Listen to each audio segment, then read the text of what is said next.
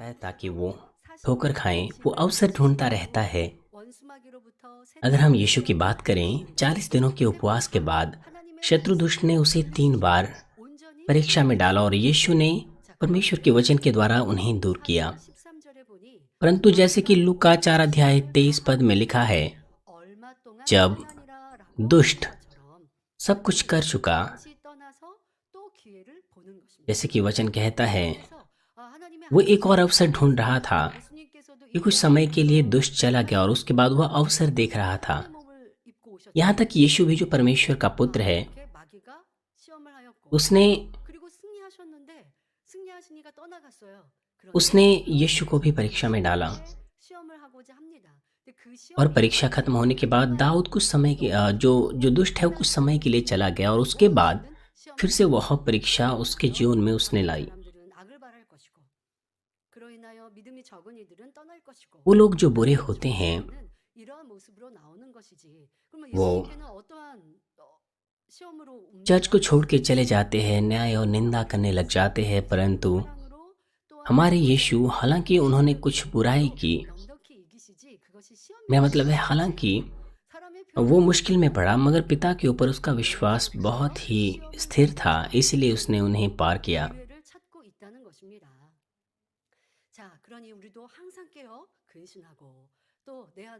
इसलिए हमें सचेत रहना है, हमें जागृत रहना है और हमारे अंदर जो मूल बुराई है उसे ढूंढने की कोशिश करनी है। मुश्किलों में, कष्टों में हमें अपने आप को नम्र करना है। हम देखें कि किस तरह से शैतान ने प्रभु पर दोष लगाया। जैसे कि लिखा है,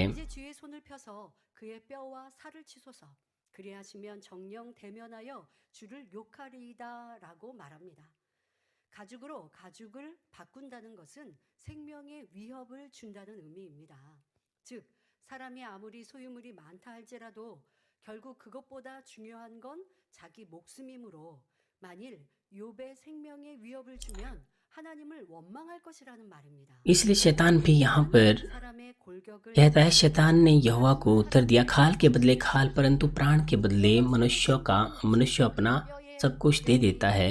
सो केवल अपना हाथ बढ़ाकर उसकी हड्डियां और मांस छू, तब वह तेरे मुंह पर तेरी निंदा करेगा। यहाँ पर कहने का मतलब यह है कि वो एक ऐसी स्थिति में पड़ सकता है जहाँ उसका जीवन मुश्किल में आ सकता है।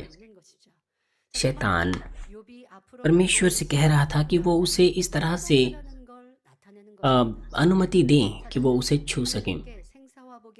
ये दर्शाता है कि जो आजमाइश या परीक्षा आयु पर आने वाली है वो कठिन हो सकती हैं। शैतान इस बात को जानता था कि यह उसके नियंत्रण में नहीं है, क्योंकि जीवन और मृत्यु परमेश्वर के हाथों में है। इसलिए वो परमेश्वर को कहता है कि वो उसे अनुमति दें। उसकी वजह यह है कि क्योंकि मनुष्य का जो प्राण है वो परमेश्वर के हाथों में होता है, जीवन और मृत्यु का अधिकार परमेश्वर के हाथों में होता है। इसलिए परमेश्वर शैतान को कहता है कि सुन, वह तेरे हाथ में है, केवल उसका प्राण छोड़ देना। परमेश्वर से अनुमति प्राप्त करके शैतान अय्यूब के ऊपर प्रहार करता है। इसलिए अय्यूब के पूरे शरीर में फोड़े निकल आते हैं और उसके पैरों के तलवे तक पर भी फोड़े निकल आते हैं। फोड़े उसकी त्वचा पर निकल आते हैं और उसकी जो त्वचा है वो फटने लग जाती हैं और उसके जोड़ों पर, उसके हड्डियों तक त्वचा में वो सब फैल जाते हैं। उसके सिर से लेकर पैर के तलवे तक उसका शरीर फोड़ों से भर जाता है। आजकल के दिनों में हम कई तरह के त्वचा रोगों को देखते हैं।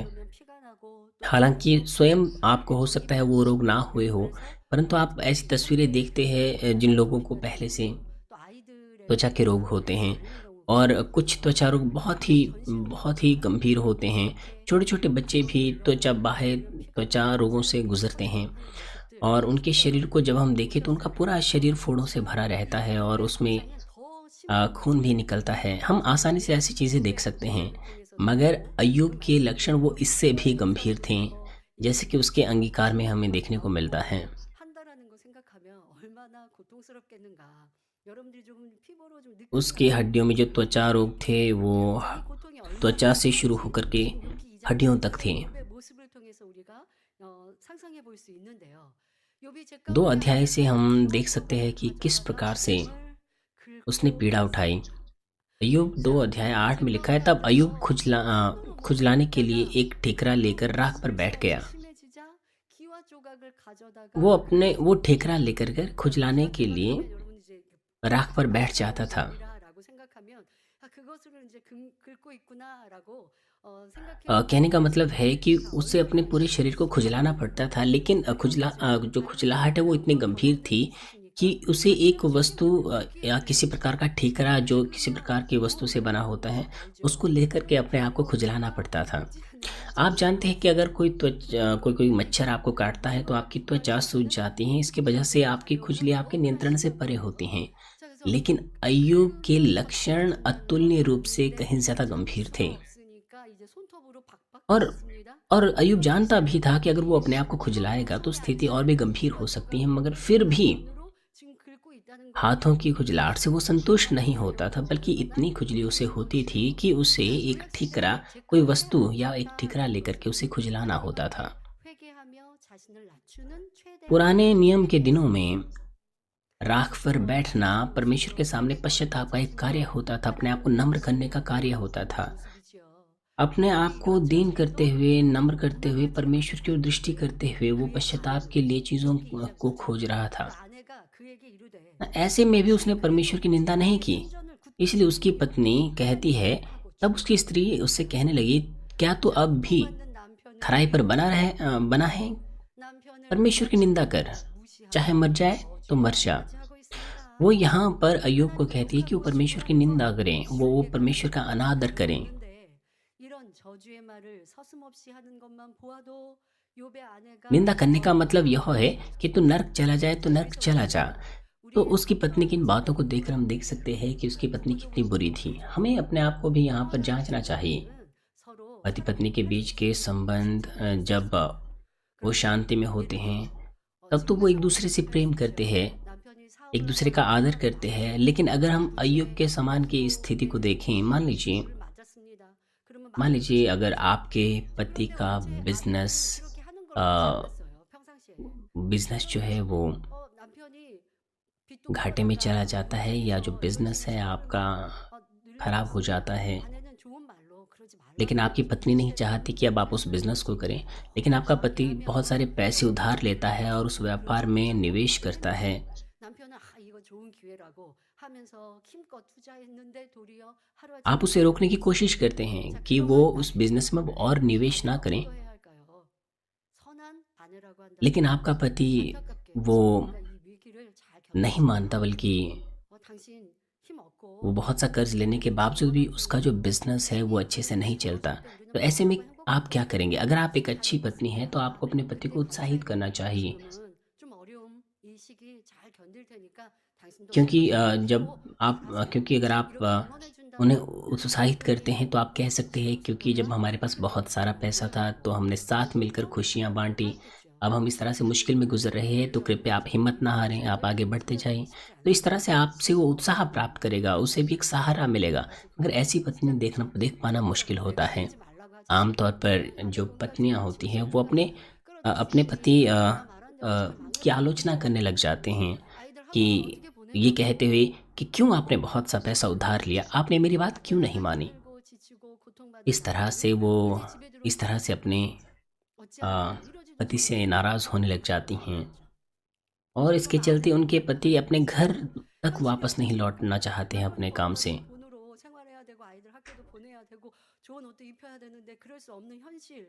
그리고 이렇게 और 많은 बच्चियों और क्यों 남편을 पत्नियों को अपने पति से नाराज़ होना पड़ता है? 그러나 제 क्योंकि 가운데 उनके पास बच्चे 있었죠. होते हैं, उन्हें बच्चों को स्कूल भेजना पड़ता है। 또 좋을 때 있었잖아요. इसलिए पत्नियाँ पति पर इल्ज़ाम लगाती हैं, 가운데서 같이 이 लेकिन 어려운 पति 위기를 पहले से ही सबसे ज़्यादा 감당하며 मुश्किल से गुज़र रहा होता है। इसलिए पत्नी को उन्हें 보통 세상 사람들은 उत्साहित करना 뭘 चाहिए, 하겠어요. क्योंकि उन्होंने साथ मिलकर 좋은 거 खुशी 먹고 भरे दिन भी तो 싶은데 गुज़ारे थे। 싶은데 어디 창세기에서는 जो संसारिक लोग होते हैं वो भी 그런데 어려울 때 जब वो 내가 진짜 एक 사랑하는가 아니면 एक 그저 एक अच्छे समय से गुजर रहे होते हैं तो वो 장난하는 अ, 겁니다. एक 진짜 दूसरे के साथ 사랑하면 खुश होते हैं, लेकिन जैसे ही मुश्किल का समय आता है 서로 힘이 तभी 되어주고 उनका सच्चा प्रेम 그것을 प्रकट होता 위해서 है। अगर वो 노력합니다. सच्चा प्रेम नहीं 그래서 करते हैं 앞서 욥기 तो 강의를 말씀드릴 때 자녀들이 우애가 좋아 보여도 육의 사랑이 वो एक 없다라고 एक दू- तो 아버지를 एक दूसरे से वो 공경하는 नाराज़ 것이 होते हैं। 어려운 가정 안에서 우리가 이러한 가정 안에 때로는 어려울 때도 हम 있고 अय्यूब 오해가 की संतान 있을 के 수 बीच के 있어요. 그럴 때도 संबंध को देख सकते हैं। हो सकता है कभी कभार हम मुश्किलों से गुजरें, 어떠했고 पर 평안하고 उस वक्त उस तरह 좋았었고 के समय में 그것들을 आप 해주실 수 किस तरह का 있었는데 व्यवहार करते 그때 हैं, 생각하면 किस तरह का 어떠했고 व्यवहार आप अपने माता 지금도 पिता से करते हैं? 그래서 क्या आप अपने 부모님이 माता पिता को 혼나고 धन्यवाद देते 내가 हैं? 술에 취해서 학생의 क्या 본분을 आप 감당해서 이후에 내가 अपने 평안해지고 माता पिता के लिए 효도하는 자녀가 되어야지 मुश्किल 남들이 समय में भी वफादार रहते 그냥 हैं? 좋았을 때를 생각하고 왜 지금은 더 여유롭지 क्या आप उनका 못할까 अनुग्रह वापस चुकाते हैं? 자녀들은 या 그렇게 फिर आप ये 돌아보지 कहकर 않을 것이고 कुड़कुड़ाते हैं कि 각자가 서로 안에 서로를 돌아보며 나는 가정이 어려울 때 मेरा 서로가 मतलब 관계가 है 어려울 때 बच्चों को अपने आप को मुड़कर 사랑하는 जांचना चाहिए, 육의 और 사랑이 साथ ही पति 없다라는 पत्नी को भी अपने आप को मुड़कर 사실을 जांचना चाहिए। 얘기하는 उन्हें 사람들이 जांचना चाहिए कि क्या वो एक 지금 दूसरे को 우리가 तसल्ली देते हैं 어떻다는 या फिर एक 사실을 दूसरे को निराश 보고 करते हैं, 우리 자신을 돌아보면 एक 좋겠습니다. दूसरे के प्रति 자, 지금 कुड़कुड़ाने के द्वारा या शिकायत करने के द्वारा। 자, 그리고 하나님 अय्यूब की 또한 पत्नी इतनी बुरी थी, 부러워서 말하고 있죠. 그러면 그가 욥이 하나님을 वो 더 इतनी बुरी थी 의지하는 कि 것은 अपनी बातों में उसने 그래서 परमेश्वर तक को घसीटा। 축복을 받았고 그래서 하나님을 경외하는 그런 삶 속에서 욥의 아내가 따라한다 할지라도 그의 마음 중심으로 अय्यूब 하나님을 अपने जीवन भर 따라 परमेश्वर से उसने 살아가는 आशीष प्राप्त की, वो 그 परमेश्वर का भय मानता था। 그러나 मगर 욥의 मगर 자녀들 हम 또한 इन बातों से देखते हैं कि 하나님만 अय्यूब की पत्नी 경외하고 अपने हृदय से परमेश्वर 욥의 का भय नहीं 자녀들도 मानती थी, और 번제를 अय्यूब की 드렸던 संतान 그런 भी। 이유 또한 우리가 इसलिए हम यहाँ पर 알 수 यहाँ पर इस बात यहाँ पर हम इस बात को देख सकते हैं कि अय्यूब के जो बच्चे हैं वो इस तरह की माँ के द्वारा पाले पोसे गए थे। इसीलिए अय्यूब अपने बच्चों के बारे में चिंतित रहता था कि उन्होंने कहीं किसी तरह के पाप तो नहीं किए हैं। आप माता पिता, जब आप अपने बच्चों की कमी घटियों को देखते हैं तो आपको दोष अपने साथी पर नहीं डालना चाहिए, बल्कि आपको अपने आप को मुड़कर जांचना चाहिए। आपको उसका दोष अपने ऊपर डालना चाहिए। 하고 있는데 जो भी है, अगर हम अय्यूब को देखें तो अय्यूब ने किस तरह का जवाब अपनी पत्नी को दिया। 욥이 अय्यूब 2 अध्याय 10 पद में हम देखते हैं कि तू एक मूढ़ स्त्री की सी बातें करती हैं। 아내에게 말합니다. 결국 이 아내와 같이 불평하고 क्या हम जो परमेश्वर के हाथ से सुख लेते हैं दुख ना लें? 자라는 걸 우리는 알아야 합니다. 이어 욥은 말합니다. 우리가 하나님께 복을 받았은즉 재앙도 받지 아니하겠느뇨 하고 이 अय्यूब 모든 कहता है 욥이 कि क्या हम जो परमेश्वर के हाथ से सुख लेते हैं दुख ना लें? 입술로 불평하고 원망하면 하나님 앞에 죄가 된다는 यदि आप 것을 अपने होंठों से कुड़कुड़ाएं तो यह परमेश्वर के विरुद्ध पाप है। इस बात को आपको ध्यान में रखना चाहिए। 그냥 사회에서 회사에서 있었던 일을 불평하고 आपको इस तरह से नहीं सोचना चाहिए 또내 삶에 कि 짜증난 것인데요. कि 모든 것이 ये तो सिर्फ हमारी कार्यशाला में होता है। 입술이다라는 것을 알아야 하겠습니다. आपको पता होना चाहिए कि 아직까지 आप जो भी बोलते हैं परमेश्वर सब बातों को सुनता है, और यह परमेश्वर के सम्मुख पाप होता है। उस समय तक अय्यूब ने अपनी बातों में कोई पाप नहीं किया, 입술로 하나님을 원망치 아니한 것도 잘한 것입니다. 그런데 욥의 말 중에 और अय्यूब यहाँ पर अपनी पत्नी की मूर्खता के लिए उसे डांटता है, और इस वक्त भी वो परमेश्वर के विरुद्ध कुछ नहीं कहता ऐसा जो गलत है। 오해하고 있었습니다. और वो यहाँ पर कहता है कि हम जो परमेश्वर के हाथ से सुख लेते हैं दुख ना लें। यहाँ पर वो गलत है, हालांकि उसने यह बात कही क्योंकि हम देखते हैं कि परमेश्वर बिना किसी वजह के किसी के ऊपर कोई दुख नहीं देता है। बाइबल में 어떻게 하면 축복을 받을 수 있는지 हम विस्तार पूर्वक इन चीज़ों को देखते हैं कि बीमारियां क्यों आती हैं और आशीषें किस प्रकार से आती हैं। 축복 주시고 그런 거 아닙니다. परमेश्वर 뜻대로 하시는 거예요. 이것이 ऐसे ही किसी पर आशीषें या ऐसे ही किसी पर दुख नहीं देता है। परमेश्वर आत्मिक नियम के आधार पर 질병의 원인을 सब कुछ जो भी होता है वो परमेश्वर के आत्मिक नियम के आधार पर होता है, जैसे कि बाइबल में लिखा है। 26절에 सबसे पहले हम देखेंगे उस वजह को कि क्यों क्यों बीमारी आती हैं। निर्गमन 15 अध्याय 26 पद में लिखा है कि यदि तू अपने परमेश्वर यहोवा का वचन तन मन से सुने और जो उसकी दृष्टि में ठीक है वही करें और उसकी आज्ञाओं पर कान लगाएं और उसकी सब विधियों को माने, तो जितने रोग मैंने मिस्रियों पर भेजा है उनमें से एक भी तुझ पर न भेजूंगा, क्योंकि मैं तुम्हारा चंगा करने वाला यहोवा हूँ। 지금 우리가 이 세상을 살아가면서 닥칠 수 वो 있는 बीमारियां जो तमाम मिस्रियों पर आए 질병들과 वो 알지 आज 못하는 संसार 것을 में 알지 못하는 या वो तमाम बीमारियां जो आज हम जी रहे लोगों को प्रभावित कर सकती हैं, ये उन तमाम बीमारियों को दर्शाते हैं। 하나님 말씀대로 और परमेश्वर कहता है कि परमेश्वर 자, उन तमाम बीमारियों से 말씀대로 सुरक्षा देगा 살면 कि वो कोई 질병으로부터 भी बीमारी हम पर ना 치유해 आए, 주시는 तब जब हम उसके 하나님의 वचन के अनुसार जीते हैं। 질병에 जब हम उसके 대마다 वचन के अनुसार जीते हैं तो परमेश्वर 말씀하시고 उन बीमारियों से 하나님의 सुरक्षा देने में 의를 행하고 में 모든 계명과 प्रतिज्ञा देता है उन बीमारियों से 규례를 सुरक्षा देने के लिए। 하나님께서 अगर 절대로 हम वही करें जो 어기지 उसकी 않을 उसकी 것입니다. दृष्टि में ठीक है, उसकी तमाम विधियों को माने, तमाम आज्ञाओं पर कान लगाएं, तो वो हमें सुरक्षा देता है। इसीलिए अगर कोई बीमारी हमारे ऊपर आती है तो हमें पता होना चाहिए कि यह इसीलिए आई कि हमने वचन के अनुसार नहीं जिया। और अगला वचन है जो हमें आशीषों के भेद के विषय में याद दिलाता है। निर्गमन 5:32 और 33 पद कहता है, इसलिए तू अपने परमेश्वर यहोवा की आज्ञा के अनुसार करने में चौकसी करना, ना तो दाहिने मुड़ना ना बाएं। जिस मार्ग में चलने की आज्ञा तुम्हारे परमेश्वर यहोवा ने तुमको दी है, उस सारे मार्ग पर चलते रहो कि तुम जीवित रहो और तुम्हारा भला हो, और जिस देश में तुम अधिकारी होंगे उसमें तुम बहुत दिनों के लिए बने रहो। 또 출애굽한 후에도 연단의 시간을 मिस्र 오래 से निकलने के बाद इस्राएली 겪고 있는 लोग 이스라엘 백성. 자, उन्होंने 그들이 소망하는 바 काफी 가나안 दिन 땅을 आजमाइशों से गुजरते हुए गुजारे। 가나안 땅에 들어가지 उन्हें आशा थी कि वे प्रतिज्ञा के 않았습니다. देश में प्रवेश करेंगे, 자, 너희가 내 말대로 परंतु अभी वो 지키면 कनान में नहीं 너희가 पहुंचे थे। 얻을 땅, 바로 가나안 और 땅에 परमेश्वर उनसे 들어가게 कहता 될 है कि यदि तुम अपने परमेश्वर यहोवा की, मेरा मतलब है 내가 너희를 보호하리라 말씀하고 계십니다. कि 또 신명기 28장 कि 1절에 जब तुम उस देश में पहुंचोगे तो मैं तुम्हें आशीष दूंगा कि तुम एक लंबा जीवन वहां जी सको। और साथ ही 28:1 में लिखा है, यदि तू अपने परमेश्वर यहोवा की सब आज्ञाएं जो मैं आज तुझे सुनाता हूँ चौकसे से पूरी करने का चित्त लगाकर उसकी सुने, तो वह तुम्हें पृथ्वी के सब जातियों में श्रेष्ठ करेगा। व्यवस्था विवरण के बहुत से हिस्सों में बार बार परमेश्वर कहता है कि अगर हम उसकी आज्ञाओं को मानेंगे तो हम आशीष पाएंगे, अन्यथा हम विपत्ति का सामना करेंगे। 만일 이러한 공의의 법칙을 알지 못한다면 न्याय के इस तरह के नियमों को जब तक हम ना माने या ना जाने तो हम बीमार हो सकते हैं, हम मुश्किल में पड़ सकते हैं, कलेशों का सामना कर सकते हैं, और ऐसे में हम परमेश्वर को गलत समझ सकते हैं कि ये परमेश्वर ने ये चीज़ें हमारे ऊपर डाली है, वो तो एक शासक है। मगर हम जानते हैं कि हमारा परमेश्वर बुरा परमेश्वर नहीं है, वो न्यायी परमेश्वर है, और वो प्रेमी परमेश्वर और साथ में न्यायी परमेश्वर भी है। हम इस तरह के आत्मिक नियम के बारे में बहुत अच्छे से जानते हैं, लेकिन अगर हम इन चीज़ों को ध्यान में ना रखें, मेरा मतलब है बहुत सारे मसीह लोग वो परमेश्वर को गलत समझते हैं, परमेश्वर के वचन को वो अनदेखा करते हैं। हालांकि वो बाइबल पढ़ते हैं, परमेश्वर के नियम सटीक रूप से बाइबल में लिखे हैं, मगर जब वो लोग आजमाइशों से गुजरते हैं तो उन्हें इस तरह के वचन याद नहीं आते हैं। वो इसीलिए क्योंकि उन्हें सही तरीके से सिखाया नहीं जाता है, और यह इसलिए भी है क्योंकि उन्होंने वचन को ध्यान में नहीं रखा है, इसीलिए वो वचन को अपनी समस्याओं पर लागू नहीं कर पाते हैं। परमेश्वर ने सटीक रूप से अपने नियमों को लिखित किया है। उसने हमें बताया है कि कैसे हम आशीष पा सकते हैं या क्यों हम कष्टों से गुजरते हैं और क्यों बीमारी लगती हैं, और इसका समाधान हमें बाइबल में मिलता है। यिर्मयाह 29 अध्याय 11 पद में वो कहता है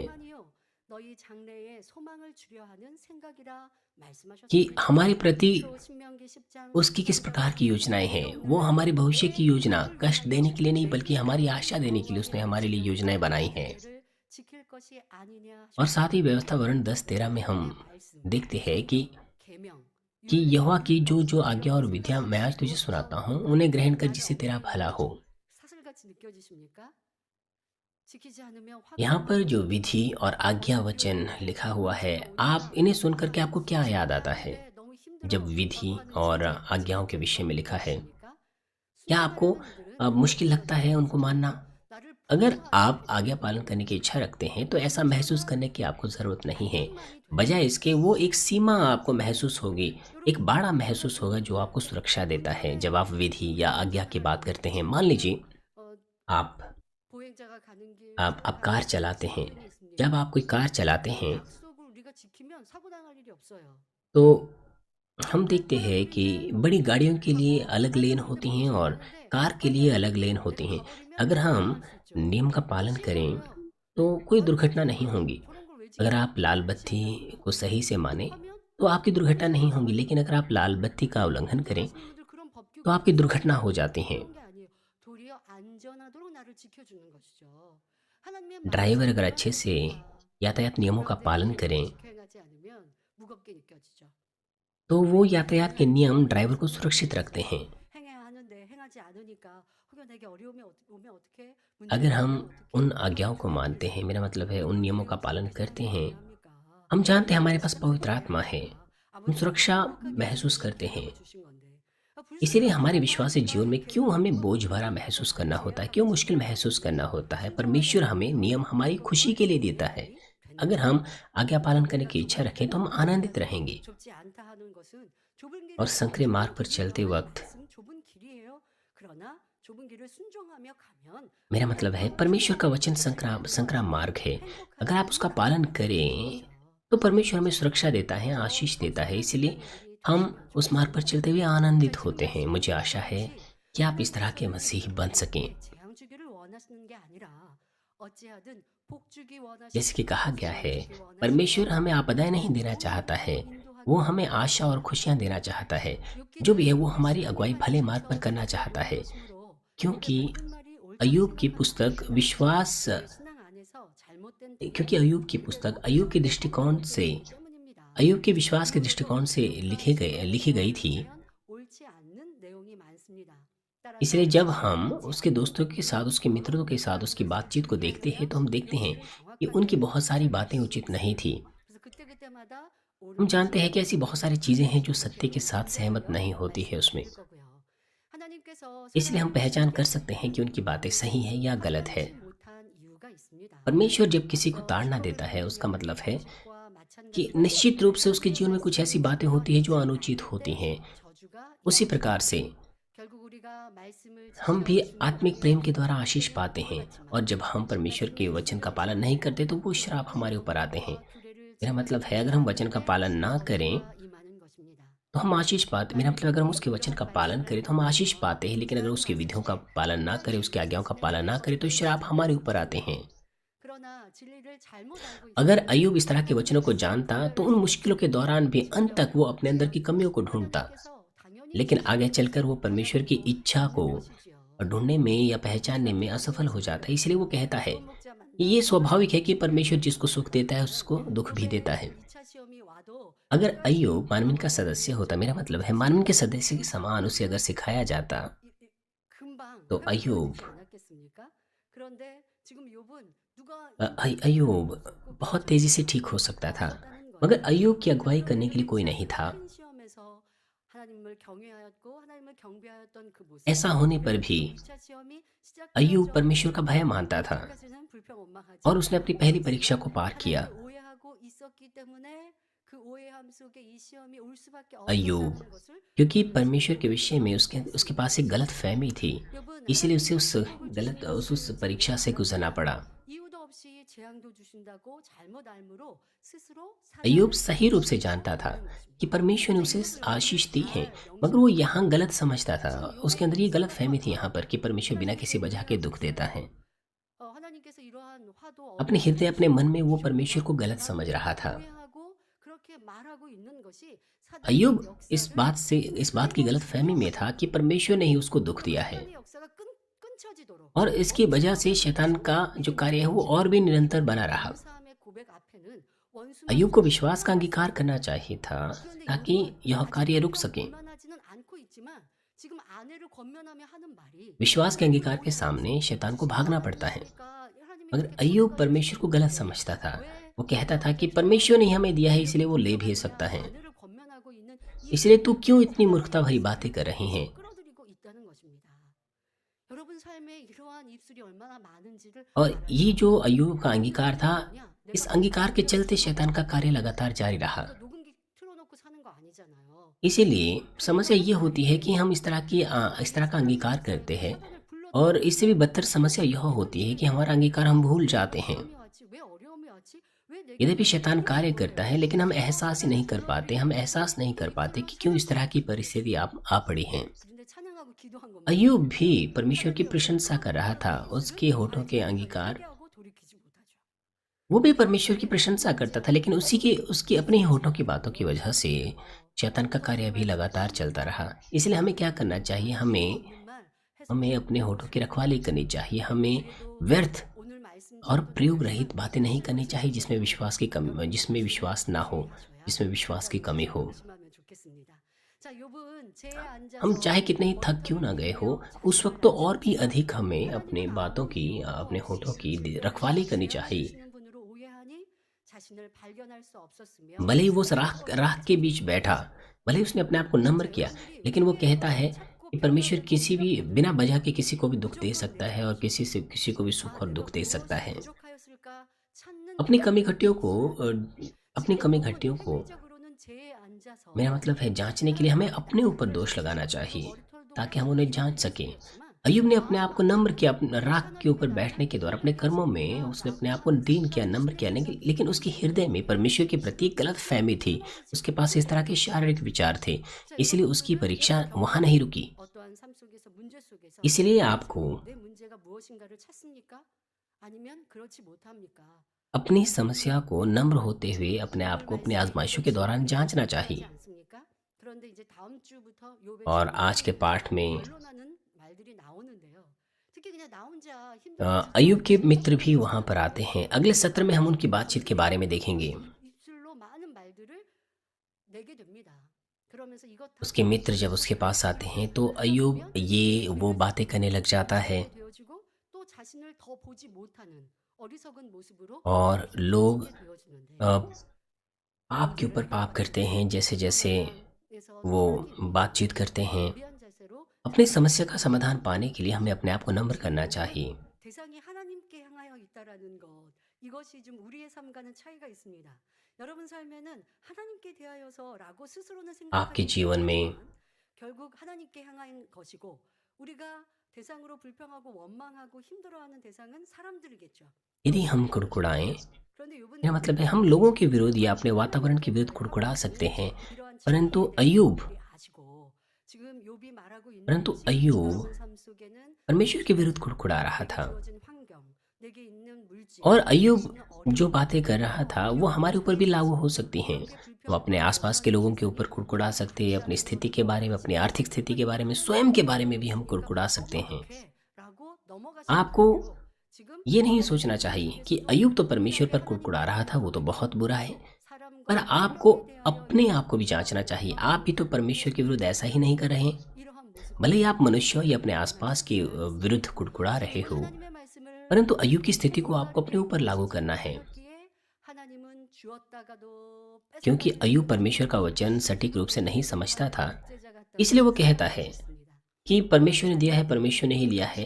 परमेश्वर 지금 जैसा चाहे अपने हिसाब से 어렵거든요. चीज़ों को चला सकता 하나님의 है। 역사를 इस 받아 तरह के गलत 이겨낼 विश्वास 수 से 있는 것입니다. वो सुरक्षित नहीं रह सकता था, इसलिए शैतान के दोष लगाने के द्वारा वो आपदा का सामना करने लगा। बहुत से मसीह लोग जो आजमाइशों और कष्टों का सामना करते हैं, उन्हें भी यही समस्या हो सकती है। सत्य का सटीक ज्ञान ना होने की वजह से वो नहीं जानते कि क्यों आजमाइशें, परीक्षाएं, कष्ट उनके मार्ग पर आए हैं। इसलिए लंबे समय तक वो समस्याएं उनके जीवन में बनी रहती हैं। इसलिए वो सिर्फ इंतज़ार करते रहते हैं और कुछ और नहीं करते, और वो कुड़कुड़ाते रहते हैं। 욥의 모습과 비슷합니다. 그러나 우리 성도님들은 성결의 복음 목자의 가르침으로 정확한 और फिर वो 진리를 स्थिति लगातार उनके जीवन में बनी रहती है, ये बहुत दुखद है। लेकिन मार्मिन के सदस्य, आपको सही रूप से सिखाया गया है। हमने बड़ी आशीष पाई है कि हम अपने आप को जांच सकते हैं, परंतु भले ही ये वचन हमने सुने हैं, लेकिन अगर इन वचनों को अपने जीवन में हम लागू ना करें तो उसका कोई उपयोग नहीं होगा। हमने समाधान सीखा है, हमें पता है, इसलिए आपको अपनी समस्या को सुलझा देना है। 그러면은 계속 오답만 내면서 점수가 낮아요. 그런데 정답이 있어야 그리고 मेरा मतलब है 정답 풀이의 방법이 있어야 내가 지금 몰라도 뒤에 이렇게 정답 풀이 방법 이거를 보고 내 풀이 방법과 무엇이 틀렸는지 맞았는지 확인하면서 더 발전된 मेरा मतलब है हम 이 성결의 समाधान को ढूंढ सकते हैं समस्याओं के दौरान और अपने अंदर सुधार कर सकते हैं। मगर चाहे समाधान हमने कितना ही क्यों ना सीखा हो, कितना ही हमें पता क्यों ना हो, अगर हम अपने जीवन में लागू ना करें तो उसका कोई उपयोग नहीं। हमें हमेशा प्रार्थना में लगे रहना चाहिए, धन्यवाद देना चाहिए, आनंदित रहना चाहिए। लेकिन आजमाइशों के दौरान अगर हम कुड़कुड़ाने लग जाएं और धन्यवादी ना रहें, हम अय्यूब के असदृश है, अर्थात हमने जीवन का वचन सीखा है। 아니면 그렇지 못하고 여전히 문제 हमने 속에 सत्य का वचन 있는 सीखा है। 것을 हम 느껴갑니다. जानते हैं कि समस्या का समाधान क्या 아이유 है। 자신도 왜 시험을 당해야 하는지 깨달을 수 있다면 돌이킬 수 있었겠지만 자신을 अगर हम अय्यूब की 비판하지 बात करें, 못해 अगर वो 뒤를 स्वयं से 알리려 एहसास कर 애쓰며 लेता कि क्यों 시험을 वो इस परीक्षा में है, तो वो 계속했습니다. पहले से मन फिरा लेता। मगर क्योंकि वो अपने आप को 12절에 नहीं पहचान पा रहा 진리를 था, 진리가 너희를 इसीलिए वो नहीं जानता था 인도하리라 말씀하셨는데 कि समस्या क्या है। 아유부가 진리를 모르면 इसी 욥처럼 वजह से लगातार 진리의 वो उस समस्या 자유와는 में बना रहा। 정반대 사단에게 송사거리를 주게 되는 것입니다. 요한복음 अगर 1장 हम सत्य को 24절 ना जानें, 영접하는 तो 자 हम 그 이름을 सत्य 받는 में 자들에게 स्वतंत्र 주시는 नहीं 자는 होते, जैसे कि अय्यूब के साथ 자유를 हुआ। 주셨으니라고 यूहन्ना 1 अध्याय 말씀하셨습니다. 12 पद कहता है, 예수 그리스도를 परंतु 영접함으로 परंतु जिन्होंने उसे 하나님의 ग्रहण किया, 자녀되시는 उसने उन्हें 권세를 परमेश्वर की 받은 संतान होने 자와 का अधिकार दिया, अर्थात उन्हें जो उसके नाम पर विश्वास रखते हैं। 되지 आप और मैं 말아주시니 यीशु मसीह को ग्रहण करने के द्वारा 그분께서 परमेश्वर के पुत्र या पुत्री 죄 हो गए हैं। 정하고 इसलिए 하나님의 हमें कभी भी 자녀로 분별할 शैतान को 수 हमारे ऊपर काम करने 있어야 नहीं देना चाहिए, 말씀이었습니다. और उसके लिए हमें सत्य को 욥기 सही सही 2장 पहचानना है, 12절부터 परमेश्वर की इच्छा को 13절 सही सही 말씀을 पहचानना 보면 है। 욥의 और अब 친구인 अय्यूब 2 अध्याय 사람들이 11 से 13 पद में 그때 अय्यूब के 욥의 3 친구 세 मित्र 사람이 दिखाई देते 그에게 हैं। 이 모든 जब 재앙이 임하였다 함을 듣고 लिखा है, जब 가서 तेमानी, 자기가 एलिपज 소유한 और 것을 शूही, बिल्दद 얻어내고 और 대만 사람 नमाती 엘리바스, सोपर अय्यूब के इन 수아 3 사람 मित्रों ने इन सब 빌닷, विपत्ति का 나아라 समाचार 사람 पाया 토비라 जो उस पर आ पड़ी थी। 그들이 तब वे 욥을 आपस में यह 두려워하고 ठान कर कि हम 하나님으로 अय्यूब के पास जाकर उसके संग विलाप 언약하고 करेंगे और उसको 서로 शांति देंगे, 화해하고 अपने अपने 얻어내고 यहाँ 그들이 다 से 같이 उसके 이제 पास चले। 상종하겠죠. 근데 वो 우리가 उसके पास इसलिए आने लगे 그때 ताकि वो उसको तसल्ली दे सके। 욥에게 가서 उसके अय्यूब के 상담하고 हर मित्र अलग अलग जगह पर रहता था, एक एक मित्र अलग 그들은 अलग जगह 너희 पर रहता 중에 था। 그 욥인 줄 इसीलिए उन्होंने 알면서 आपस 그들이 में बैठक की, उन्होंने 욥의 निर्णय लिया कि वो 친구인 अय्यूब से मिलने 엘리바스와 जाएंगे। 자기의 겉옷을 찢고 जब उन्होंने दूर से 하늘을 आंख 향하여 उठाकर 불을 अय्यूब को 날려 देखा तो 자기 머리에 뿌리고 उसे 그의 न चिन 치아에 सके, 말을 그와 तब चिल्लाकर 함께 रो पड़े और अपना 하늘에서 अपना बागा फाड़ और आकाश की ओर धूलि उड़ाकर अपने अपने सिर पर डाली। तब वे 7 दिन और 7 रात उसके संग भूमि पर बैठे रहे, परंतु उसका दुख बहुत ही बड़ा जानकर किसी ने उससे एक भी बात ना कही। अय्यूब एक सज्जन व्यक्ति था। अय्यूब के पास बहुत सा ज्ञान जो भी होता था वो दूसरों के साथ बांटता था। बहुत से लोग उसका साथ देते थे। ऐसे अय्यूब को इस तरह की स्थिति में देखकर अय्यूब के मित्र, मेरा मतलब है ऐसी स्थिति में देखकर, जबकि अय्यूब एक बहुत गंभीर स्थिति में है, उसको ऐसी स्थिति में देखकर अय्यूब के मित्र उसके पास आते हैं। और जब वो दूर से ही अय्यूब को देखते हैं तो वो देखते हैं कि अय्यूब उन फोड़ों से बहुत ही गंभीर स्थिति में है कि वो सही से उसे पहचान भी नहीं पा रहे हैं। इसलिए वो चिल्लाकर रो उठते हैं, अपना बागा फाड़ देते हैं, आकाश की ओर धूलि उड़ाकर और अपने सिर पर डालते हैं। 7 दिन और 7 रात तक वो इस तरह से अय्यूब के लिए विलाप करते हैं। 그들은 할 말을 잊은 채 먼저 말을 꺼내는 이가 없었습니다.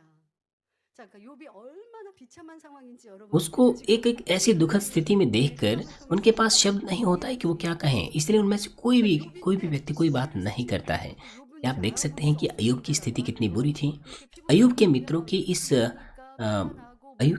इस प्रतिक्रिया को देखकर हम देख सकते हैं कि वो अपने, मेरा मतलब है, अय्यूब को नहीं पहचान पा रहे थे।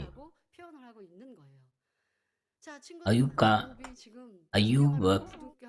जो शरीर है फोड़ों से भरा हुआ था, खुरंट उसके चेहरे पर भरे हुए थे, वो पहचान नहीं पा रहे थे। इस वजह से वो एक दूसरे को गले लगा रहे थे, एक दूसरे के प्रति रो रहे थे। 말도 꺼내지 못하고 있습니다.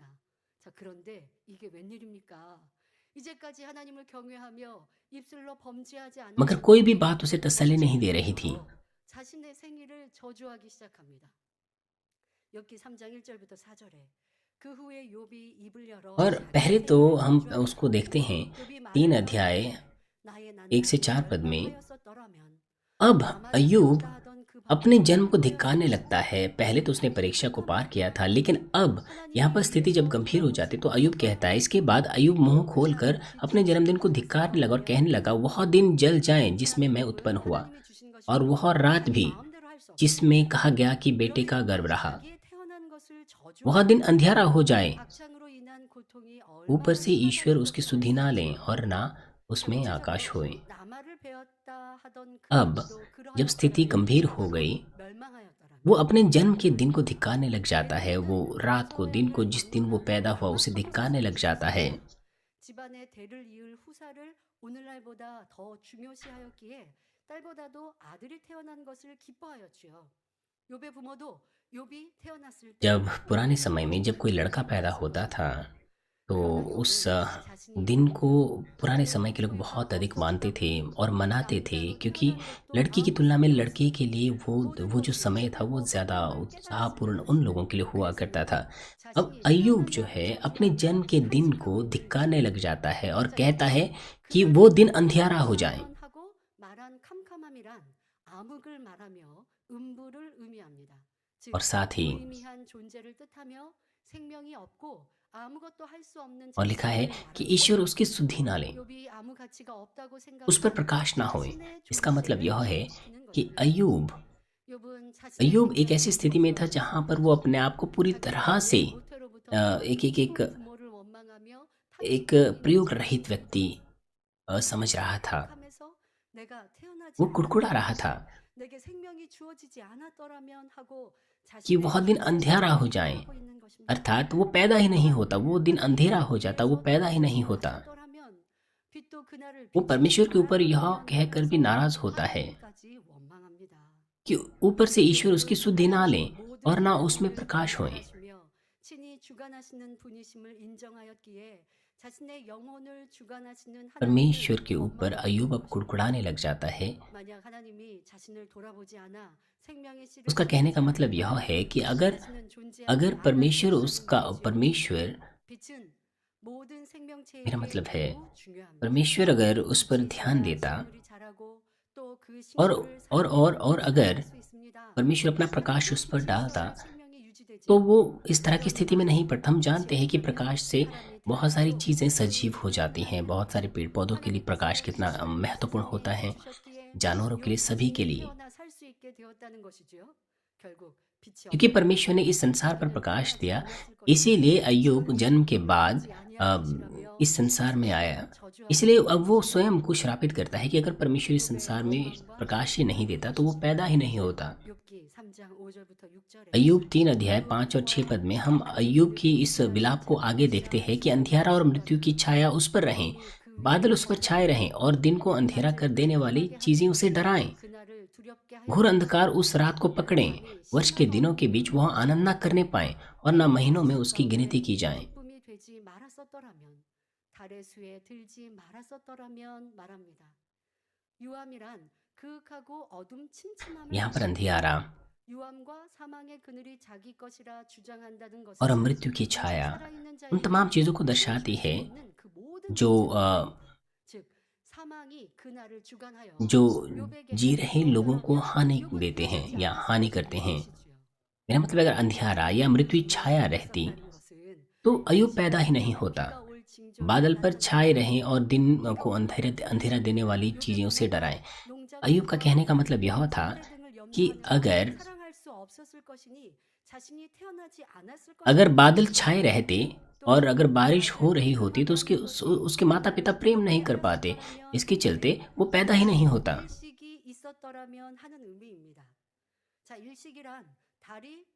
और लिखा है दिन को अंधेरा कर देने वाली चीजें उसे डराएं। अंधेरा कर देने वाली चीजें उसे डराएं कहने का मतलब, जिसे हम कहते हैं कि ग्रहण लग गया। ग्रहण लग जाने का मतलब ये होता है कि सूरज और चांद के बीच जब कोई और खगोलीय पिंड आ जाता है तो ऐसे में सूरज काला सा हो जाता है। आज के दिनों में हम इसे एक प्राकृतिक घटना कहते हैं, लेकिन पुराने समय में जब विज्ञान इतना विकसित नहीं था उस वक्त लोग इन चीजों से डरते थे। अगर हम जोसन वंश की बात करें, उस वक्त लोग डर जाते थे, यहाँ तक कि राजा भी, जब इस तरह से कोई ग्रहण लग जाता था।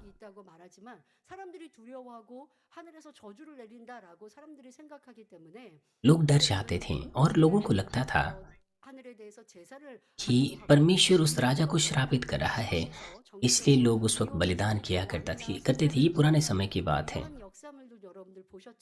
और कुछ ऐसे भी लोग होते थे जो इस स्थिति का फायदा उठाते थे और राजा की आलोचना करते थे, क्योंकि लोग उस वक्त ग्रहण के बारे में नहीं जानते थे। और जब इस तरह की कोई घटना होती थी लोग डर जाते थे, वो अपने घरों में डर जाते थे। और अय्यूब का कहने का मतलब यह है कि अगर कोई ऐसा दिन होता तो फिर लोग प्रेम ही नहीं करते और मैं पैदा ही नहीं होता। अय्यूब कहता है कि जिस वक्त मैं गर्भ में आने वाला था उस वक्त अगर ऐसी घटना होती तो ऐसा होता ही नहीं। अय्यूब के पास बहुत अधिक ज्ञान था, उसका ज्ञान अत्यधिक था। 책을 읽듯이 और अपनी बातों में, अपने विलाप में, अपने उस विलाप में, 읽어서 अपनी 책에 बातों में वो इस तरह के शब्दों का इस्तेमाल 몰입을 करता 하고 है। 이게 인제 문제이죠. मगर वो नकारात्मक बातें इस्तेमाल 불평하고 करता है, 원망하는 वो 그런 शोक भरी 지가 बातें इस्तेमाल करता है। 내 자신을 한번 उसकी बातों में शोक 살펴보고 पाया जाता है। 그것이 가까운 교회적인 연단이 있었을 때인지 और 아니면 हमें भी 내가 अपने आप को 주의 जाँचना 어려움을 चाहिए। 만났을 때인지 아니면 누가 나를 यह 때문에 कलीसिया 상처를 जब आज़माइश से 줬을 गुज़र 때인지 रही है, 이것이 जब हम 아니라 आर्थिक मुश्किलों से गुज़र रहे हैं, 지금 한탄하고 있는 구구절절의 모습 속에서 그냥 한숨 쉬면서 듣지 마시고 वो वचन वो 아니면 बातें, वो शब्द जो अय्यूब इस्तेमाल करता है उसके माध्यम से हमें खुद को भी जाँचना चाहिए और देखना चाहिए कि कहीं 자 또한 हमने 그 तो ऐसा ही 밤이 नहीं किया 심한 है। 어두움에 잡혔었더라면 말했는데 밤이 심한 어두움에 잡혀도 두렵게 ओके, वो ये भी कहता है कि घोर अंधकार उस रात को पकड़े। 태어나지 उसका मतलब है 않았을 것이라는 의미입니다. कि अगर वो 그의 रात 날씨가 अंधकार से भरी रहती तो 멸시할 वो डरावनी 것이며 होती। 하는 말이나 달의 수에 और आगे वो कहता है कि वर्ष के दिनों के बीच वह आनंद ना करने पाए और ना महीनों में उसकी गिनती की जाए। 하고 원망하며 탄식하고 और 있는 वो यह चाहते हुए शिक्षा के साथ भी विलाप करता है कि वो पैदा ही नहीं होता। 그 밤이 अय्यूब 적막하여 3 अध्याय 7 से 9 पद में लिखा है, 즐거운 सुनो वह 소리를 रात बाँझ हो 듣는 जाए, 자들아, उसमें गाने का शब्द ना सुन 나를 पड़े। 저주하는 자, जो लोग 큰 किसी दिन को 악을 धिक्कारते हैं 감추기에 और 익숙한 자가 लिव्यातान को 그를 छेड़ने में निपुण 저주하였으며 है, उसे धिक्कारें। 그 밤에 새벽별들이 어두웠었더라면 उसकी संध्या के तारे प्रकाश ना दें, वह उजियाले की बाट जो हैं पर उसे न मिलें, वह भोर की पलकों को भी देखने न पाएं। 밤이 적막하여 황량하다면 부모가 사랑하지 रात का 않았을 बाँझ होना 것이니 कहने का मतलब है, 태어나지 않았을 것이라는 अगर वो 의미입니다. रात बाँझ होती, 이어서 그 가운데서 अगर वो 즐거운 रात 소리가 बाँझ होती तो उसके माता पिता प्रेम नहीं करते और अय्यूब पैदा ही नहीं होता। आगे वो कहता है 부모는 아기가 कि 아들이 उसमें गाने का शब्द ना सुन पड़े। जब अय्यूब पैदा हुआ होगा, उसके माता पिता ज़रूर खुश हुए होंगे ये जानते हुए कि उनका बेटा हुआ है। 탄식하고 있는 것입니다. 자 여기서 लेकिन अय्यूब अपनी गहरा विलाप यहाँ पर प्रकट करता है कि उसमें गाने का शब्द ही ना होता। 어려움을 만날 때 이런 प्यारे 요구가 भाई और बहनों, 이었다라는 जब आप कोई जब आप किसी कष्ट से या आजमाइश से गुजरते हैं तो आपको जांचना चाहिए कि कहीं आप भी तो उसी तरह से नहीं कर रहे हैं अपनी मुश्किलों में, अपने आजमाइशों के दौरान। क्या आपने भी दोष इस पर या उस पर तो नहीं डाला? आप कुड़कुड़ाए तो नहीं? 그것이 이제는 다 불평과 원망의 제목으로 바뀌고 있어요. पहले आप हमेशा हर बात के लिए धन्यवाद देते थे, परंतु एक समय बिंदु पर आप 감사했을 것이고 कुड़कुड़ाने लग गए। आप सब बातों के विषय में शिकायत करने लग गए। 밝혀주니 감사했을 것인데 지금은 그 모든 것이 다 불평 원망의 재료가 되고 있어요. रात को अवश्य ही चांद के लिए आपने धन्यवाद दिया होगा, दिन में अवश्य ही सूरज के लिए आपने धन्यवाद दिया होगा, मगर जैसे ही आप पीड़ित हो गए तो आप सब बातों के बारे में कुड़कुड़ाने लग गए। 이 सा람은 왜 이렇게 आप इसके बारे में, उसके बारे में कुड़कुड़ाने लग गए। आपने इस व्यक्ति पर, उस व्यक्ति पर दोष लगाना शुरू कर दिया और आप कुड़कुड़ाते गए, 우리의 모습을 लगातार शोक करते गए। 지금 이 말씀을 하고 있어요.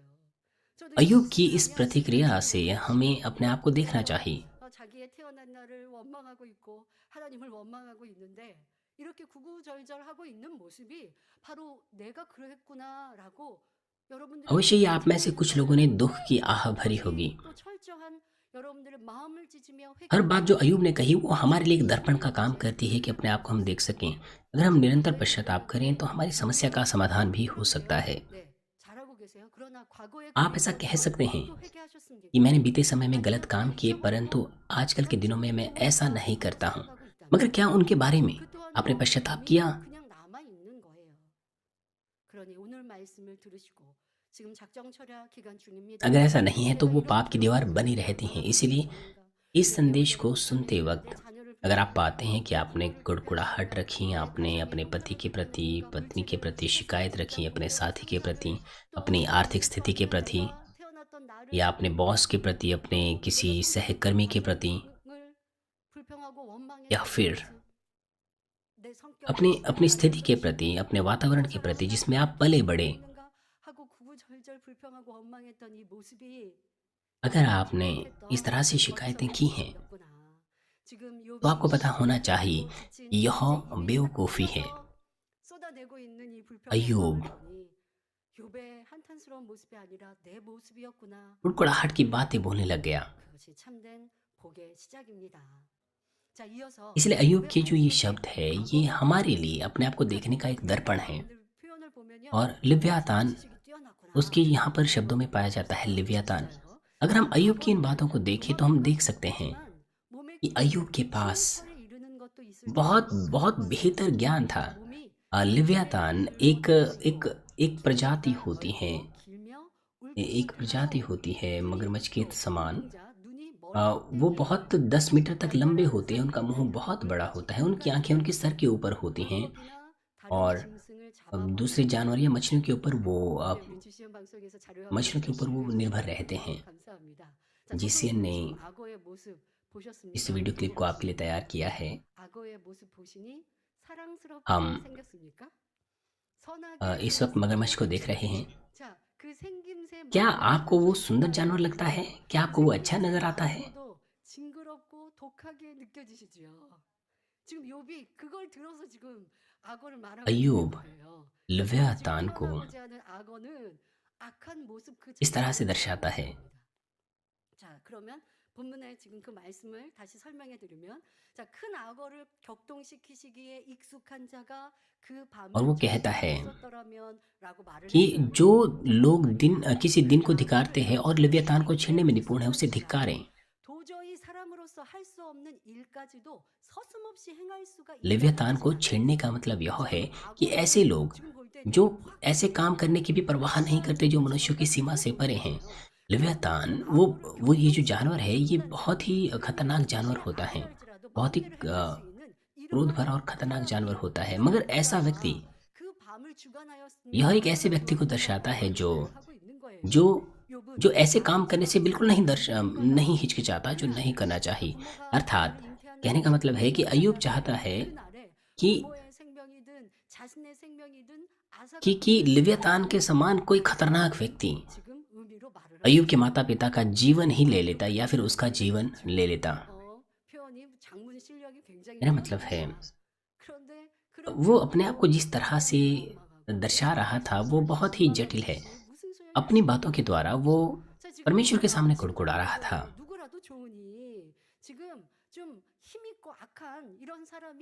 अय्यूब इस तरह से कह रहा था, ये कितना अच्छा होता कि अगर कोई व्यक्ति जो लिव्यातान के समान बुरा है उस रात को धिक्कारता ताकि वो पैदा ही नहीं होता।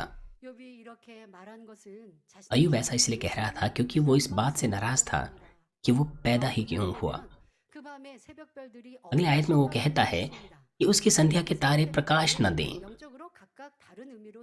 संध्या के तारे बाइबल में, इसके संध्या के तारों का प्रकाश, बाइबल में इसके कई अर्थ पाए जाते हैं। यहाँ पर संध्या के तारे अय्यूब के माता पिता को दर्शाते हैं। जैसे कि परमेश्वर अब्राहम को आशीष का वचन देता है कि तेरी संतान आकाश के तारों के समान हो। इसलिए वो कहता है कि संध्या के तारे प्रकाश न दे, अर्थात वो गर्भ में ही ना आता और उज्याले की बाट जो है पर वह उसे ना मिले। कहने का मतलब है कि अगर अय्यूब के माता पिता अगर प्रेम ना करते, चाहे वो रात कितनी ही मेरा मतलब है कितना ही उजियाला वो अगर पैदा ही नहीं होता तो फिर उसे इस तरह की मुश्किलों का सामना करना ही ना पड़ता।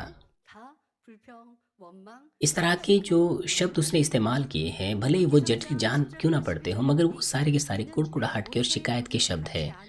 और 10 से 12 पद में अय्यूब कहता है, क्योंकि उसने मेरी माता की कोख को बंद ना किया और कष्ट को मेरी दृष्टि से ना छिपाया। मैं गर्भ ही में क्यों ना मर गया, पेट से निकलते ही मेरा प्राण क्यों ना छूटा। मैं घुटनों पर क्यों लिया गया, मैं छातियों को क्यों पीने पाया। यहाँ पर अय्यूब ये कहते हुए विलाप करता है कि अगर अय्यूब उसकी माँ की कोख को बंद कर लेता तो वो गर्भ में ही नहीं आता, इसीलिए उसे उस कष्ट का सामना ही नहीं करना पड़ता जिसका वो अभी कर रहा है। और अगर वो गर्भ में आ भी गया, लेकिन अगर वो मर जाता या फिर पैदा होते हुए अगर वो मर जाता तो वो इस तरह की पीड़ा नहीं उठाता। ये कहते हुए अय्यूब अपने माता पिता के ऊपर नाराज हो रहा है जिसने उसे जन्म दिया। अपने कष्टों के दौरान क्या आप भी अपने जन्मदिन को धिक्कारते हैं? जब हम परमेश्वर पर विश्वास नहीं करते थे तब ऐसा हो सकता था, परंतु जब से आपने परमेश्वर को जाना है, अगर आपने भी ऐसा किया है तो ये ऐसा है जैसे आप परमेश्वर के प्रति नाराज हैं। ऐसा 어떤 कहने के द्वारा 절망을 अय्यूब 마시고 अपने माता पिता के प्रति प्रति नाराज होता है जिसने उसे पैदा किया। 지금 고통당하고 있다고 말하고 있습니다.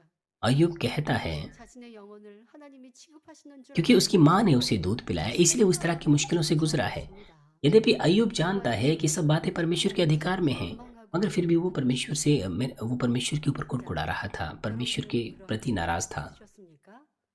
뭐 क्या आप भी 하나님과 इस तरह के समय 만나고 से गुजरे 만나지 हैं? 않았을 때 믿음이 परमेश्वर से मिलने के 부족했을까요? बाद 그러면 그 어간의 जब 신앙생활하면서 충분히 회개하고 돌이키셨겠죠. जब आपका विश्वास 그러나 पर्याप्त नहीं था, 여러분 अवश्य ही आपने पश्चाताप 이러한 किया होगा। 모습이 있었다고 परंतु 하면 यद्यपि 하나님을 얼마나 तब भी जब आपका 서운하셨을까요? विश्वास मजबूत था, 근데 저는 그런 तब 얘기를 भी अगर 듣고 आपने ऐसा किया 있습니다. है तो अवश्य ही आपने परमेश्वर को नाराज किया होगा।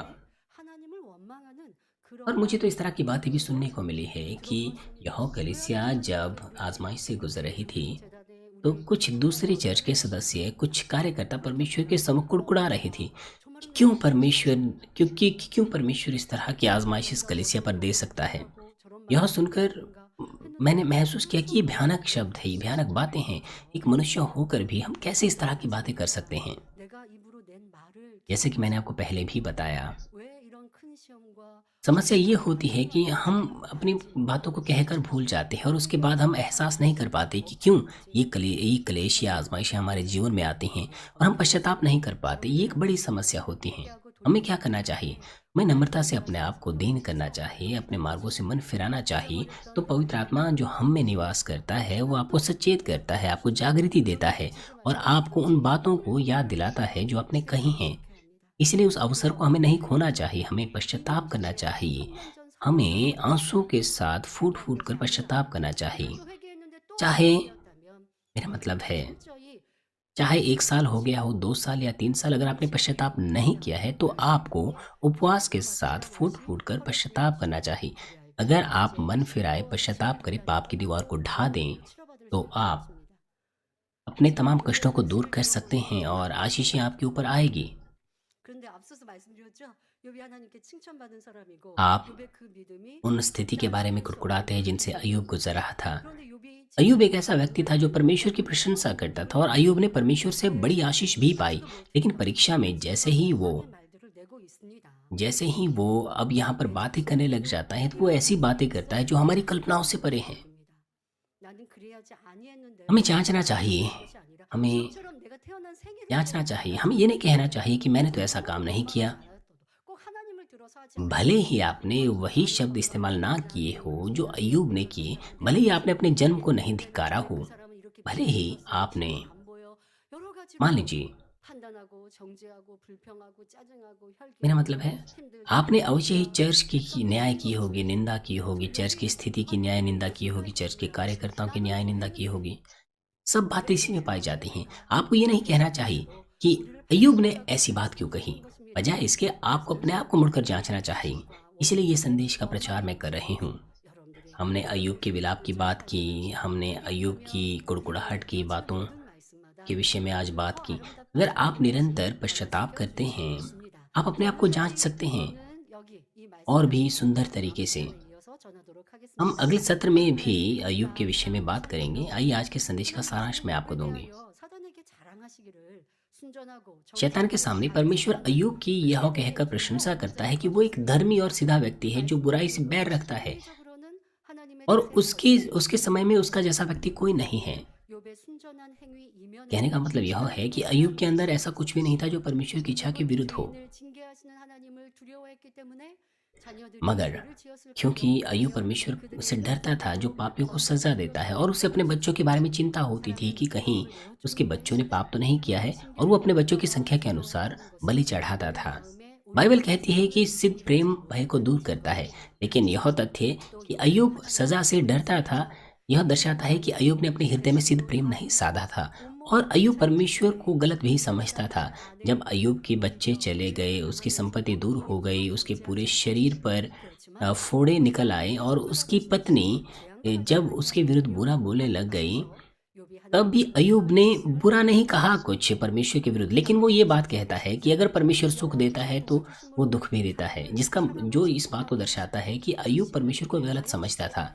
नीति वचन 10:22 हमें याद दिलाता है कि धन यहोवा की आशीष ही से मिलता है और वह उसके साथ दुख नहीं मिलाता। परमेश्वर हमें आशीष देता है और जब वो आशीष देता है तो उसमें वो दुख नहीं मिलाता है। 하나님께서 영원히 잘된 사람에게 주신 복은 결코 무너지지 않습니다. 하지만 욥은 하나님을 अगर हम मनुष्यों के 버리고 तरीकों से 구원받은 आशीष पाएँ वो 사람으로 कभी भी जा सकती हैं। 인정하죠. 자, 그러면 왜 이러한 두려움, परंतु 회개가 나왔을까요? 이것은 육신의 परंतु 생각이죠. किसी के 자, प्राण को 욥이 समृद्ध करने की आशीष कभी दूर नहीं 하나님을 होती हैं। 바로 मगर 욥이 अय्यूब परमेश्वर को उतना सटीक रूप से नहीं जानता था। वो परमेश्वर से डरता था। इसकी वजह से उसके अंदर मेरा मतलब गलत फहमी थी। उसके अंदर शारीरिक विचार थे। शारीरिक विचारों के चलते 하나님께 अ, 대하여 하고 있지만 मेरा 여러분, मतलब है इन शारीरिक विचारों को जो उसके स्वभाव की गहराई में थे, 많이 있어요. ये उसकी उस मूल बुराई से उत्पन्न हुई जो उसकी स्वभाव की गहराई में थे, इस तरह के शारीरिक विचार। 저 사람은 나를 और वो 싫어하고 इनको स्वयं से एहसास नहीं कर पा रहा था। 선동하고 정죄하고 있는 거예요. और इसी के 내 चलते 마음을 वो जो है इस तरह की कड़ी 가지고 आजमाइशों से गुजरा। 또 상대에 대해서 जो शारीरिक विचार है वो आपकी बुराई से उत्पन्न होते हैं, 정죄하는 이러한 악, क्योंकि 또 आपके अंदर 근본적인 इस तरह की इच्छाएं होती हैं। 마음 안에 얹혀 있는 इसकी 미움과 वजह से आप तेजी से दूसरों का न्याय कर बैठते हैं। आपके अंदर ईर्ष्या है, जलन है। 나를 보고 웃지 않지? 나를 미워하나 봐. इसीलिए आप इस तरह से सोचते हैं कि क्यों वो मुझे देखकर नहीं मुस्कुराता, शायद वो मेरे से बैर रखता होगा। इसीलिए इस तरह के शारीरिक विचार आपके अंदर आते हैं। 악을 발견할 수 있습니다. 욥은 많은 악을 अपने 행하지 विचारों से, अपनी बातों से हम बुराई को देख सकते हैं। 않았지만 근본에 हालांकि ऐसा नहीं है कि अय्यूब ने बहुत सारी बुराई की हो, मगर उसके स्वभाव में बुराई थी। 너무나 많은 육신의 생각 속에 आप अपने बारे में सोचिए। 정죄와 미움과 हो सकता है आपके पास बहुत से शारीरिक विचार हो, आप 보자 않은 마음과 서운함들 이런 것들이 있는데 बैर रखते हो 생각이 옳다 하고 और 악을 प्रेम 발견하지 पाने की 않고 इच्छा आपके पास हो, 사는 것이 언제 변화? बावजूद उसके आप अपने आप को सही 나를 힘들게 하고 괴롭게 한다고 सही 말할 बताने पर 수 जोर 있는 देते हो, 마음이에요. 스스로 자기 तो आप कैसे अपने 마음을 आप को बदल सकते हैं? 괴로움을 겪고 있는데 그 사람을 어찌 할까요? 어떻게 और 도와드릴까요? फिर आप ये कहते हो कि दूसरा व्यक्ति मुझे मुश्किल में डालता है, वो मुझे कष्ट देता है। 육신의 आपको अपनी 생각으로 बुराई को तेजी से दूर करना चाहिए। 떠나가고 영의 तब 생각으로 ही आप अपने शारीरिक विचारों को दूर कर सकते हैं और उन्हें आत्मिक विचारों में बदल सकते हैं। 없는 इसीलिए भले ही दूसरा व्यक्ति आपको देखकर नहीं मुस्कुराता है, फिर भी आपको 자, 이 또한 근본에 있는 उस पर दोष नहीं लगाना चाहिए। उसकी आपके पास कोई वजह नहीं होनी चाहिए और आपको एक शांति भरा जीवन जीना चाहिए। 속의 악은 शारीरिक विचारों के चलते अय्यूब के पास इस तरह की गलत फहमी थी। 발견할 수 있습니다. 욥은 혹독한 연단을 받은 후에야 본성 속의 악을 깨닫게 됩니다. 연단을 통해 본성 속의 악을 벗고 하나님과 참 एक व्यक्ति अपने स्वभाव में कैसे बुराई को ढूंढ सकता है? उसका उत्तर है अपनी आजमाइशों के द्वारा। 그런데 कड़ी आजमाइशों से गुजरने के बाद ही वो अपने स्वभाव में छुपी बुराई को ढूंढ पाया। 것은 아닙니다. 하나님의 말씀으로 जो भी 자신을 है, न्या치 비추며 발견할 ऐ- 수 ऐसा 있습니다. नहीं है कि केवल कड़ी आजमाइशों के बाद ही बुराई हमारे 말씀을 आ, 살아가는 능동력이 있어 स्वभाव में 신앙의 날선 어떤 हमें दिखाई पड़ती हैं। 영광, जब हम परमेश्वर का वचन एहसास करते हैं तो हम तब भी अपने स्वभाव की बुराई को एहसास कर सकते हैं, जैसे कि इब्रानियों 4:12 में लिखा है, क्योंकि परमेश्वर का वचन जीवित और प्रबल और एक दोधारी और हर एक दोधारी तलवार से भी अधिक चोखा है और जीव और आत्मा को और गांठ गांठ और गूदे गूदे को अलग करके वार पार छेदता है और मन की भावनाओं और विचारों को जांचता है। और साथ ही 1 तिमुथी 4:5 में लिखा है, क्योंकि परमेश्वर का वचन और प्रार्थना से शुद्ध हो जाते हैं। अगर आपको लगता है कि मैंने तो कोई विशेष पाप नहीं किया, मगर फिर भी आप किसी न किसी बात से निराश या नाराज होते हैं, तो वो इसीलिए क्योंकि आपके स्वभाव में बुराई होती है। 본성 속의 악이 그 원인일 수 있습니다. 자신의 마음에 참 평안이 없다면 यदि 자신의 생각을 आपके हृदय में सच्ची शांति नहीं है, इसका मतलब है कि आपके पास शारीरिक शांति है। इसलिए मैं प्रभु के नाम से प्रार्थना करती हूँ कि इस संदेश श्रृंखला के द्वारा आप एक आशीषित समय पाएं कि अपने स्वभाव की बुराई को भी ढूंढ सकें और उसे तेजी से दूर कर सकें। आइए संदेश पर सोचते हुए सभी लोग साथ मिलकर प्रार्थना करेंगे। 지금까지 그 입술을 잘 지켰던 욥이 몸에 악창이 나고 나니 그 입을 열어 자신의 태어난 생일을 또한 낮과 밤과 부모와 하나님을 원망하고 있습니다. 그런데 이 모습 속에 우리 자신을 발견하여야겠습니다. 성령님 도와주셔서 지난날 연단할 때 또한 내가 당한 어려움 앞에서 이렇게 불평과 원망, 탄식의 모습은 있지 않았는지 또 그 모든 것이 결국 하나님께 대하여서인데 그러한 우리의 모습은 아니었는지를 발견하게 하여 주옵시고 절제회개하고 돌이키며 이제는 믿음의 삶으로 살아가는 성도님들이 되게 하여 주옵소서. 감사드리며 우리 주 예수 그리스도 이름으로 기도하옵나이다. 아멘. 영상을 통하여 당의자매 환자를 위한 기도를 받으시겠습니다. ये समय होगा बीमारों के लिए प्रार्थना को ग्रहण किया जाएगा। अगर आप बीमार हैं अपना हाथ अपने बीमारों के ऊपर रखें, और अगर आप बीमार नहीं हैं अपना हाथ अपनी छाती पर रखें। अपने हृदय की इच्छाओं के लिए इस प्रार्थना को प्राप्त करें।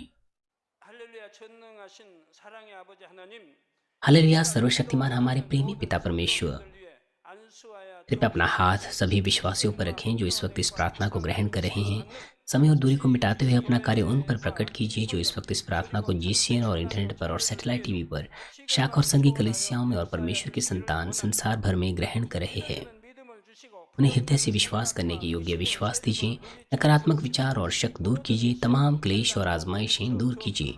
머리부터 발끝까지 सिर से लेकर पैर तक सभी अंदरूनी अंग, कोशिकाएं, उत्तक और तंत्रिकाएं और जो भी बीमार अंग है उन्हें पवित्र आत्मा की आग के द्वारा झुलसा दीजिए और मूल ज्योति के द्वारा। 사하여 주옵소서. 예수 그리스도의 이름으로 यीशु मसीह के नाम से मैं आज्ञा देता हूँ, शत्रु, दुष्ट और शैतान, सभी बीमारियां, रोगाणु, विषाणु और निर्बलताएं दूर हो, ज्योति आ जाएं। 불치 난치병도 कृपया उनके तमाम असाध्य और अंतकारी रोग पवित्र आत्मा की आग के द्वारा झुलसा दीजिए। 를 비롯한 모든 풍토 सभी प्रकार की महामारियां, मलेरिया सहित दूर कीजिए। 열 몸살 독 सभी संक्रामक रोग, जुकाम और बुखार दूर हो, उन्हें सुरक्षा दीजिए। सभी प्रकार के रोगाणुओं और विषाणुओं से, तमाम पेट, फेफड़े, जिगर, छाती, यूट्रेन और आंतों के कैंसर से उन्हें चंगा कीजिए। एड्स, लुकीमिया, दिमागी रक्तघात, उच्च रक्तचाप, धीमा रक्तचाप, 뇌졸중 थायराइड की समस्याएं, हृदय, फेफड़े, स्त्री रोग और तमाम सूजन और जलन दूर हो। 병 갑상선 질환과 모든 염증도 깨끗게 하여 주옵소서. 소아마비 중 पोलियो, लकवा, गठिया और हर्निएटेड डिस्क से उन्हें चंगा कीजिए। पीठ दर्द, सिर दर्द और मानसिक दर्द और तमाम दूसरे दर्द गायब हो जाएं। 치유다. 간질 मेलनता, उदासी, तंत्रिका रोग और दूसरी मानसिक बीमारियां दूर हो। 물러가 सभी प्रकार के लकवे खुल जाएं, उठें, चलें और कूदें। 걷고 뛸 치유다. 눈도 आंखें सामान्य देखने लगें, कान सामान्य सुनने लगें, अंधे देखने लगे, बहरे सुनने लगे और गूंगे बोलने लगे। 들으며 벙어리는 말할 치유다. उन्हें तमाम प्रकार की दुर्घटना के दुष्प्रभाव से चंगा कीजिए। उनकी टूटी हड्डियां जोड़ दीजिए। उन्हें जलन से ठीक कीजिए। जलन और दहन संवेदना उनसे दूर हो। 없어서 화기야 물러가라. 열도 물러가라. 아버지 흉터도 나지 않게 역사 पिता, कोई दाग वहां न रह जाएं। 마약을 필요다. तमाम प्रकार की नशे की लत से, जहर पदार्थ और उनके इस्तेमाल से साफ हो जाओ। 치유다. 죽은 신경과 मृत कोशिकाओं, तंत्रिकाओं को फिर से जिला दीजिए। मृतकों को जिला दीजिए। 잉태어 축복도 주시 उन्हें गर्भधारण की आशीष दीजिए। आप गर्भधारण की आशीष प्राप्त करने पाएं। यीशु मसीह के नाम से मैं आज्ञा देता हूँ, शत्रु, दुष्ट और शैतान, कौम के सामर्थ्य के शासक, अंधकार की बुराई की सेनाएं और उनके दास दूर हो। बुरी, अशुद्ध, झूठी, धोखे की और अलग करने वाली आत्माएं और तमाम अंधकार के बल दूर हो। दुष्टता के तमाम बंधन खुल जाएं, अंधकार दूर हो, ज्योति आ जाएं। 물러가라. 빛이여 임하라. पिता परमेश्वर, उन्हें ताकत दीजिए कि वे प्रार्थनाओं में पुकारें, पापों को दूर करें और पवित्र हो जाएं। 있는 능력을 주옵소서. जब उनका प्राण समृद्ध होता है, सब बातों में वे भले चंगे रहे और उनके परिवारों में भी सुसमाचार का प्रचार हो। 주간도 모든 तमाम दुर्घटना और विपत्तियों से पूरे सप्ताह भर उन्हें सुरक्षा दीजिए और आशीष दीजिए कि एक समृद्ध जीवन बिना समस्या के वे जी सकें। 성군 천사와 주님의 불꽃 같은 눈동자로 पवित्र आत्मा के अग्नि में बाड़े में स्वर्ग सेना, स्वर्गदूतों और अपनी धधकती आंखों से अपने सभी बच्चों को, उनके घर, कार्यशाला और व्यापारों को सुरक्षा दीजिए। 할 수 있는 뜨거운 마음 विद्यार्थियों को बुद्धि और समझ दीजिए। जोश और जुनून, मेहनत से पढ़ाई करने के लिए उन्हें दीजिए। उनका हृदय और मन संसारिक चीजों से बचाएं। वो परमेश्वर को और भी अधिक जोश के साथ प्रेम करने पाएं।